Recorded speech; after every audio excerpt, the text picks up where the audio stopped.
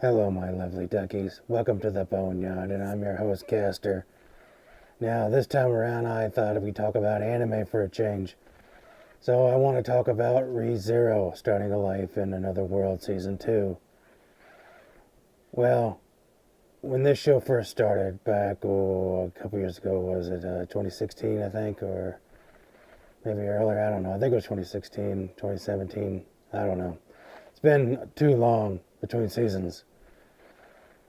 I thought it was going to be isekai trash. I didn't really have hopes for it, but then I kept seeing it memed over and over again. So I thought, you know what, I might give this show a try, and I am so glad I did. Oh, Ducky. Oh, Ducky, yeah. I fell in love with it instantly. I mean, you got a really good story.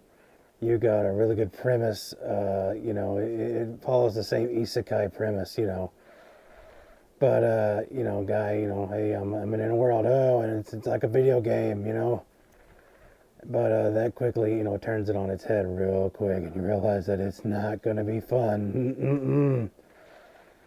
So, anyways, I watched it and I fell in love with the characters, and I liked the story, and I love the horror element of it. Really like that. To me, I think they do horror very good in this show. Well, I think it's more of suspense than horror, but they do it really good. It's the parts that really start to scare you and creep you out aren't jump scares or anything like that. No, it's the realization that something is wrong.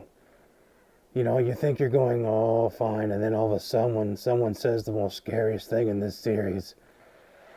The number one scariest thing that anyone can say in ReZero is the simple question, who's Rem? Oh, I mean, and then that musical scene that comes into the, you realize something's wrong really quickly. I think one of my favorite parts is when Subaru wakes up, after getting his hands all dirty and tore up from, cleaning.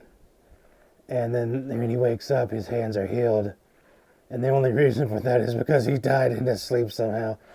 So he has to spend the next couple episodes figuring out what the hell happened to him.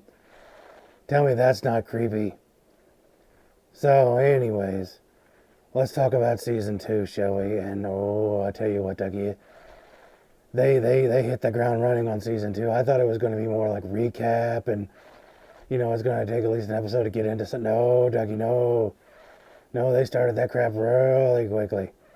I mean, oh man, it starts out with like Subaru coming back from that whole fight with the white whale with what's her name, Amelia. Forgot her name for a second. I was going to say Stella, but it's not Stella. It's Amelia. But anyways, he comes from that fight with the white whale, and he's talking about the confession that Rem had made to him about her loving him, and then he confesses that to Amelia. After he finally bursts it out, and he gets it the courage to talk to her and tell her, what happened, and then and then she looks at him and goes, "Who's Rem?" And you're like, "Oh, what the hell is going on?"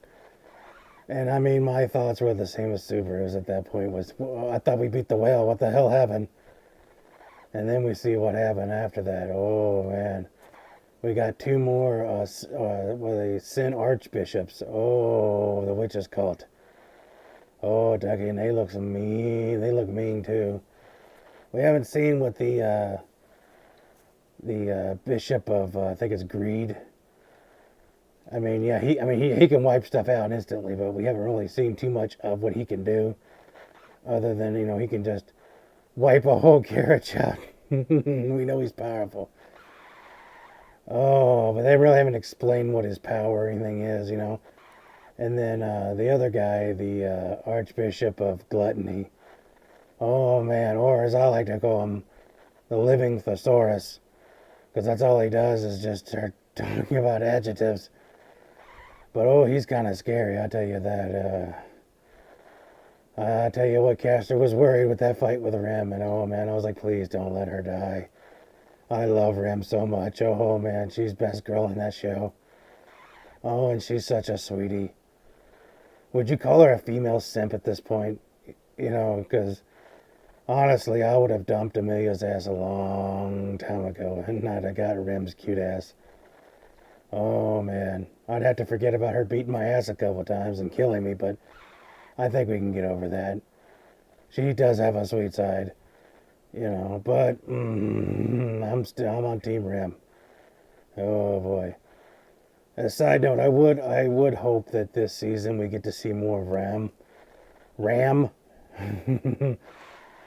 because we did get to see a lot of character development with Ram, and I'd like to see her sister given the same opportunity. You know, not necessarily falling in love with Subaru, but you know, give a little showcase of her character development. But yeah. So, anyways, you know, they get back and Subaru finds her. You know, and you know, no one knows who she is because the Archbishop of Gluttony has eaten her name and her memories. Now, the one girl, Krush, who is one of the, I guess you could say, the leaders of this whole endeavor, she gets her, she tries to fight too, but she only gets her memories taken, not her name. And I'm wondering, because I'm only an anime watcher now, so all you light novel guys, you keep your mouth shut, all right? No ruining anything. But I find it kind of weird that Rim's name was eaten, but Krush's wasn't. You know, I don't know if it's just, I don't know if it was preference or if there's some hidden goal there. So, and then of course Subaru, he kills himself to try to reset things, but then we find the reset point is on the cart at the beginning of the episode. So really there's no point in killing himself because he's just going to go back to the part where Rim has already been affected. And I think that's something that I like to see explored in this show, is where the you know, he's able to go back after dying, and he's able to go back and try to find a better solution than what he had been doing. But now it's like there is no reset. Something bad has already happened. He just can't go and reset things.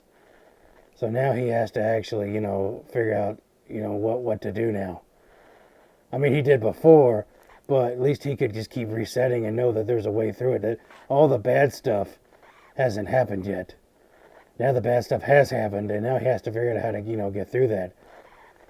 Oh, man. So I'm really excited to see what happens in episode 2. I mean, I like how they really didn't skip a beat. I mean, it picks up literally where the first season left off. Oh man! Now here's a theory that I kind of was thinking about today, and I'm pretty sure somebody's came up with it before. But you know, I thought about it. I thought about what if Subaru, okay, when he goes back in time, or back to the save point, I guess you could call it. What if things aren't restarted? What if he's sent into a new timeline? So there's an old timeline out there, you know, like he just abandons the timeline and gets sent to basically another timeline. And then that plays that out, and then when he gets sent back, he goes, so there's like multiple timelines, like 20 timelines, where he's all dead. So there has to be, you know, think about how horrifying that is, that there's like 20 something timelines where you've committed suicide for no damn reason. I mean, think about how the people left behind in that timeline are feeling. It's like, oh yeah, Subaru, he jumped off a cliff for no damn reason. Oh, jeez, now I need therapy. You know, or in this episode where he stabs himself in the throat with a broken sword. You know, it's like, oh man, you know, Subaru, he was crying over this girl we don't know about, and oh my god, he's dead. You know, it's almost like a Rick and Morty kind of thing. But yes, I can't wait for episode 2 to come out, and I'll do a video on that. I did watch, in preparation for this season 2 coming out, I did watch the movie or OVA or whatever it is, the Frozen Bond. I mean, it did provide some backstory, so I got to give it, some props there. But all in all, I was rather bored with it. I mean, I don't know. It was just Amelia walking around in the woods half the time. I mean, there were some good fight scenes, but a lot of us was like, you know. So, anyways, so I'd like to do more videos like this, where I'm just talking about anime or whatever. So, I guess we'll see you next time in the Boneyard. I'll make a video for episode 2 and we'll discuss it and go over it a little bit and see what's going on. But as always, be good to each other, duckies. And like and subscribe. And I'll see you next time.